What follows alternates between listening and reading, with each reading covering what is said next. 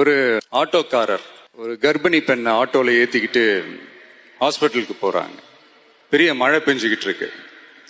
அப்ப அவர்கிட்ட இருந்த அந்த கொடைய அந்த கர்ப்பிணி பெண்ணை கிட்ட கொடுத்துட்டு இதை எடுத்துக்கிட்டு போமா அப்படின்னு சொல்றாங்க.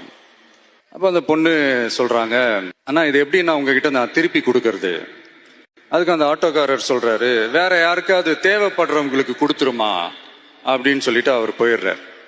அந்த கர்ப்பிணி பெண் அந்த கொடையை எடுத்துக்கிட்டு ஹாஸ்பிட்டல் வாசலுக்குள்ள போகும்போது அந்த வாசல்ல ஒரு பெரியவர் மழைக்கு பயந்துகிட்டு அப்படியே கை கட்டிக்கிட்டு நின்றுட்டு இருக்கிறார். அந்த கர்ப்பிணி பெண் அந்த கொடைய அந்த பெரியவர்கிட்ட கொடுத்து, ஐயா இதை எடுத்துட்டு போங்க ஐயா அப்படின்னு சொல்றாங்க. அதுக்கு அந்த பெரியவர் இதே மாதிரி கேட்கிறாரு, அம்மா நீங்க யாருன்னு எனக்கு தெரியாது, எப்படிமா இந்த கொடையை நான் திருப்பி உங்ககிட்ட கொடுக்கறது? அதுக்கு அந்த பொண்ணு சிரிச்சுக்கிட்டே சொல்றாங்க, வேற யாருக்காவது தேவைப்படுறவங்களுக்கு கொடுத்துருங்க ஐயா அப்படின்னு சொல்லிட்டு போயிடுறாங்க.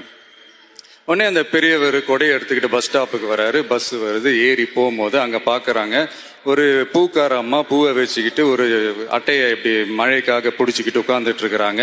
பெரியவர் போய் அந்த கொடையை அந்த பூக்கார அம்மா கிட்ட கொடுத்துட்டு அவர் பஸ் ஏறி போயிடுறாரு.